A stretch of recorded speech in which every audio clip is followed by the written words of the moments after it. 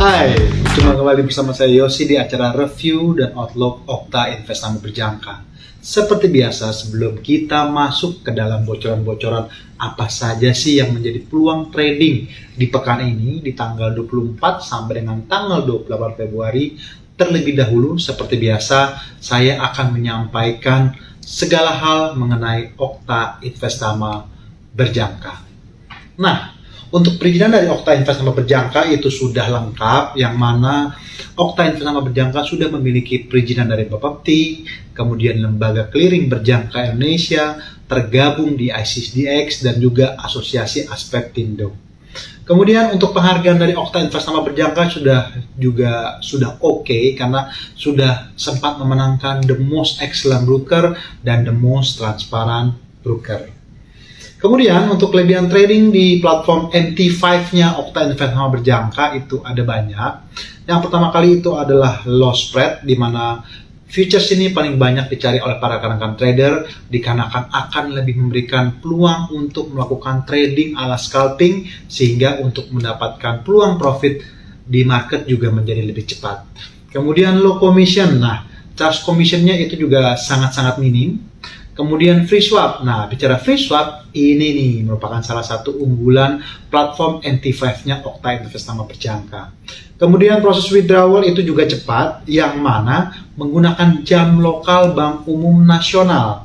Dan yang terakhir, Okta Vaganza. Nah, Okta Vaganza merupakan produk unggulan, salah satu produk unggulan yang mana nih pada saat trader itu bertransaksi di market, itu akan berubah menjadi lot, dan dari lot itu akan berubah menjadi poin, dan dari poin-poin tersebut akan langsung dapat diredeem atau dirubah menjadi hadiah-hadiah langsung. Katakanlah voucher 100.000, 200.000, kemudian handphone, emas 1 gram, 5 gram, 10 gram, terus sampai naik ke motor listrik dan mobil listrik. Oke. Kemudian untuk media sosial Okta Investama Berjangka itu juga ada banyak. Ada website www.okta.co.id, kemudian ada Facebook, ada Instagram, ada YouTube channel, ada Twitter, dan juga TikTok. Tetapi kami declare bahwa Okta Investama Berjangka tidak menggunakan media sosial Telegram. Oke, tanpa melupakan disclaimer on, materi ini bersifat informatif untuk referensi dan seterusnya. Oke, tanpa menunggu waktu lama-lama, kita akan sudah mulai masuk. Seperti biasa, kita akan review dulu nih apa yang menjadi penggerak market di sesi perdagangan kemarin. Karena seperti biasa, kenapa kita suka mereview apa yang terjadi di market kemarin? Biasanya kalau bersifat benar-benar major, maka hal tersebut bisa berdampak lagi di pekan selanjutnya. Nah, dalam hal ini masih bertensi bahwa pernyataan-pernyataan seputar apa yang disampaikan oleh Donald Trump itu betul-betul bersifat kontroversial. Ada banyak yang secara mikro maupun secara makro. Tapi kalau secara mikro itu bisa kita mulai dari pengumuman di hari Selasa. Itu ada pengumuman suku bunga Bank Sentral Australia yang terjadi penurunan atau sesuai dengan ekspektasi para pelaku pasar, yang menurun sebesar, kita gedein dulu ya,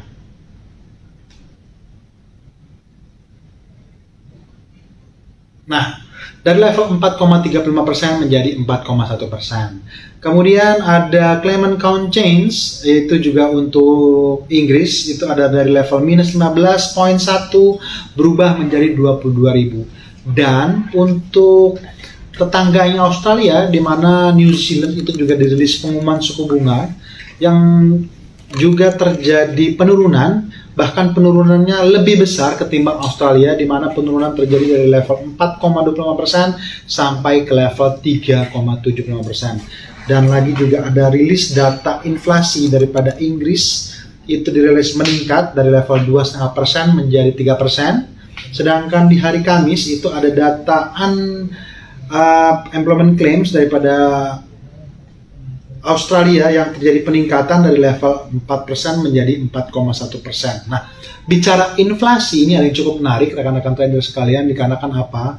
Inilah yang dikhawatirkan oleh banyak para analis dikarenakan semenjak Donald Trump terpilih, dari pernyataan-pernyataan kontroversialnya, disitulah menimbulkan kekhawatiran bahwa inflasi akan kembali meningkat. Dan betul saja, ini terbukti dari rilis data inflasi yang terjadi di 2 pekan yang lalu dari Amerika Serikat, itu pun juga mengalami peningkatan. Dan kalau kita melihat di CPI-nya Kanada itu juga mengalami peningkatan, yang kita lihat dari level minus 0,4% menjadi 0,1%, sedangkan median CPI itu juga dirilis meningkat ke level 2,7% atau kenaikan 0,1%, dan trim CPI itu juga meningkat malah lebih besar dari level 2,5% menjadi 2,7%. Amerika Serikat CPI-nya meningkat, Kanada CPI-nya atau data inflasinya meningkat. Kemudian untuk Inggris ini pun juga sama. Kalau kita perhatikan di hari Rabu itu data inflasi untuk Inggris juga meningkat dari 2,5% menjadi 3%. Inilah yang dimaksud berkali-kali yang kita sudah sampaikan kepada rekan-rekan Okta Trader sekalian, yang sudah kami ingatkan sedari bulan Januari. Karena Pak, apa sih kaitannya dengan tradingan kita? Ya otomatis kalau bicara inflasi itu kembali meningkat, ya otomatis biasanya untuk pemotongan suku bunga bank sentral untuk negara tersebut akan menjadi terhambat. Dan apabila menjadi terhambat, otomatis pergerakan atau penurunan daripada pairing mata uang tersebut akan menjadi tersendat. Oleh karenanya dapat dikatakan Aussie, pada saat kita lagi berkomunikasi sekarang, Aussie mengalami pergerakan rebound naik, Euro pergerakan rebound naik, Pound Sterling pergerakan rebound naik. Dan untuk pairing yang berlawanan, yaitu katakanlah USD Swiss franc, itu sedang menurun. USD Kanada itu sedang menurun. USD JPY itu juga sedang menurun. Yang dapat diartikan secara makro bahwa greenback itu akhirnya mengalami pergerakan yang dovish atau terjadi pergerakan koreksi ke bawah. Kemudian untuk sesi perdagangan hari Jumat itu pun juga ada banyak data penjualan eceran. Data penjualan eceran untuk Inggris kalau kita lihat sama-sama, ini terjadi pergerakan yang positif dari minus 0,6% menjadi 1,7%. Semakin menggarisbawahi bahwa GBP terhadap USD yang tadi kami sebutkan di awal itu akhirnya mengalami pergerakan naik ke atas. Tetapi secara makro somehow dari apa yang kita baca dari Reuters, dari Bloomberg, dari CNBC, dari CNN, bahwa pada saat ini sebetulnya negara Inggris maupun negara Amerika Serikat memiliki kekhawatiran untuk mengalami stagflasi ekonomi. Nah, apa sih stagflasi ekonomi? Stagflasi ekonomi itu merupakan suatu situasi di mana penganggurannya meningkat, inflasinya juga meningkat. Nah, ini yang aneh. Kenapa dikatakan aneh? Biasanya secara normal kalau penganggurannya meningkat, otomatis data inflasinya itu akan menurun, dan sebaliknya kalau penganggurannya itu turun, maka inflasinya itu akan meningkat. Nah, itulah yang terjadi. Ini tidak sama-sama mengalami peningkatan, baik untuk data ketenaga kerjaan, penganggurannya meningkat, inflasinya itu juga sama-sama meningkat. Nah, oke. Kemudian untuk penjualan eceran Kanada juga dirilis di pekan kemarin, itu juga mengalami kenaikan yang signifikan dari minus 0,7 menjadi 2,7%. Nah, itulah yang kami maksud dengan akhirnya USD Kanada itu mengalami tekanan ke bawah. Dikarenakan US-nya juga bertensi dovish dan Kanadanya itu menguat. Kemudian untuk manufacturing PMI itu banyak dirilis untuk Uni Eropa, untuk Inggris, dan untuk Amerika Serikat. Untuk Uni Eropa, kalau kita perhatikan, Uni Eropa itu untuk Jerman, itu sudah dirilis. Jerman itu dari 45,4 menjadi 46, sedangkan kalau untuk service Jerman itu dari 52,4 menjadi 52,2. Sementara untuk Inggris kalau kita perhatikan juga mengalami, kalau manufacturingnya mengalami penurunan dari level 48,3 menjadi 46,4, sedangkan servisnya itu dari 50,8 menjadi 51,1. Tetapi secara keseluruhan di pekan kemarin itu kami tekankan sekali lagi bahwa pergerakan pasar itu betul-betul terpengaruh oleh pernyataan-pernyataan kontroversial Trump. Nah, untuk minyak, harga minyak di dunia pada saat pekan kemarin itu turun lebih dari $2 per barrel pada perdagangan hari Jumat. Harga minyak mencatatkan penurunan mingguan dikarenakan investor bergulat dengan memudarnya premi risiko Timur Tengah bersama dengan ketidakpastian tentang potensi kesepakatan damai di Ukraine. Brent itu turun sebesar 2,68%, sementara WTI itu juga turun sebesar 2,87%. Brent itu telah turun sebesar 0,4% untuk pergerakan selama sepekan, sementara harga emas WTI itu mencatat kerugian mingguan 0,5%. Trader minyak juga terus mempertimbangkan kenaikan stok minyak mentah Amerika Serikat yang dilaporkan pada hari Kamis, dan yang paling terutama geopolitik Rusia versus Ukraine mempengaruhi harga minyak. Jadi memang harga minyak secara geopolitik, secara makro, biar bagaimanapun pada saat ini betul-betul lagi dipengaruhi sama tendensi perdamaian antara Rusia versus Ukraine. Nah, kalau tendensinya itu memang betul adanya akan terjadi perdamaian, maka seyogyanya secara normal harga minyak itu harusnya melakukan pergerakan menurun. Karena disinyalir nanti pendistribusian minyak dari Rusia ke dunia itu akan kembali meningkat seperti biasa atau kembali normal. Jadi harga minyak harusnya turun. Tetapi kalau misalnya bicara teknikal masih sama. Nah, pernah bosan-bosannya kami sampaikan kepada rekan-rekan Okta Trader sekalian bahwa support untuk melakukan buy itu di area angka 70 sampai dengan 65, sedangkan resisten untuk melakukan sell secara teknikal itu berada di level 75 sampai dengan 80. 75 sampai 80 itu merupakan sell, 70 sampai dengan 65 itu merupakan area untuk melakukan posisi buy. Kemudian untuk emas, harga emas dunia turun pada perdagangan hari Jumat. Penurunan harga emas ini terjadi karena investor membukukan keuntungan setelah mencetak rekor tertinggi di sesi sebelumnya. Jadi memang kalau misalnya bicara emas nih, nggak pernah bosan-bosan kami sampaikan ke rekan-rekan auto trader sekalian bahwa emas nggak bosan-bosannya terus mencetak harga tertinggi baru. Bahkan untuk rupiah pun itu harga emas 1 gramnya sampai sempat menyentuh 1.721.000 per gram. Nah, sementara kalau untuk emas XAU USD itu sempat harga tertinggi sepanjang masa menyentuh level 2954. Kenapa sih Pak kok naik terus?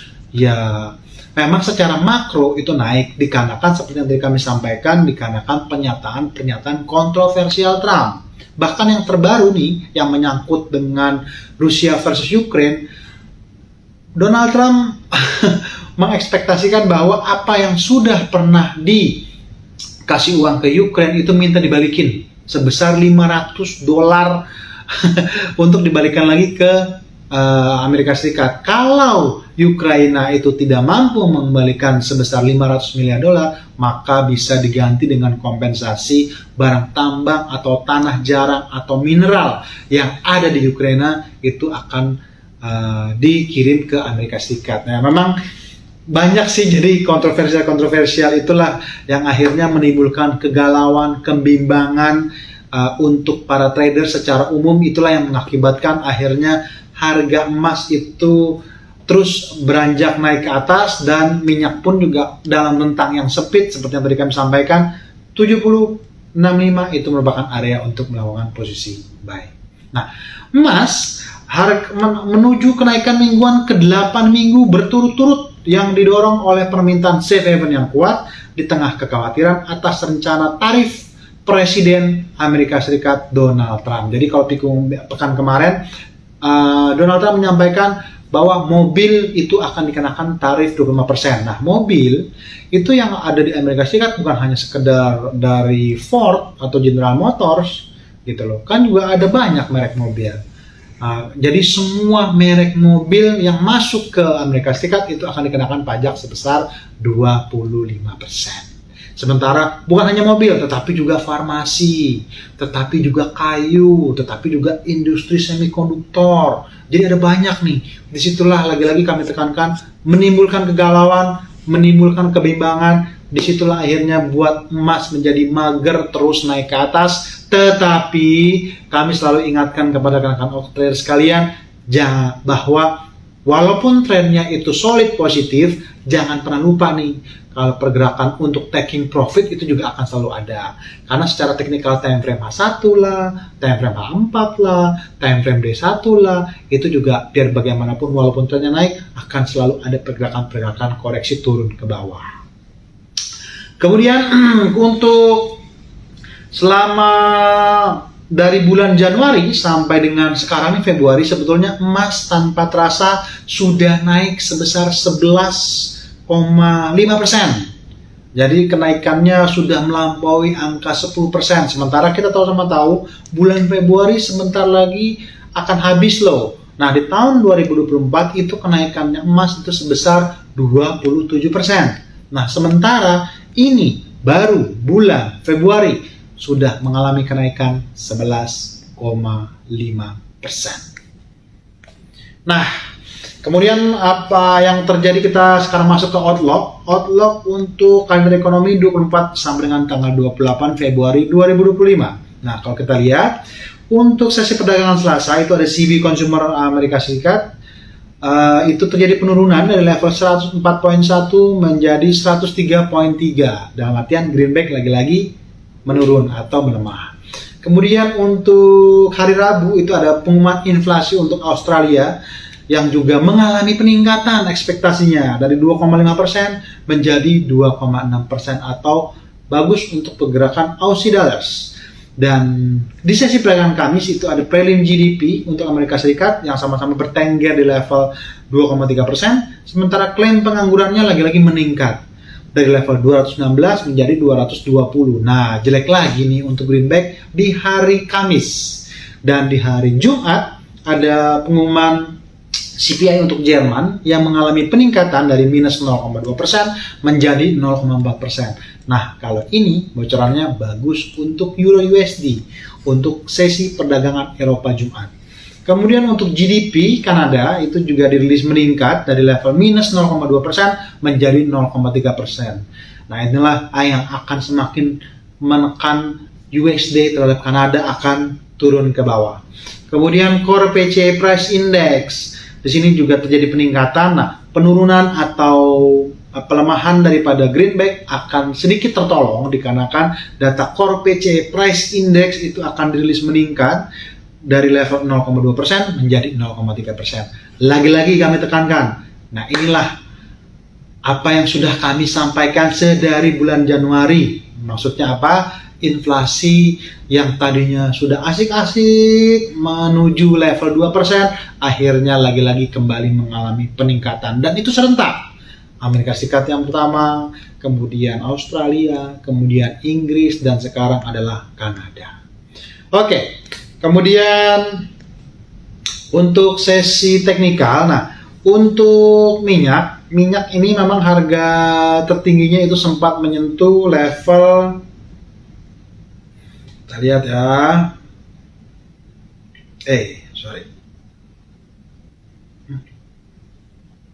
level,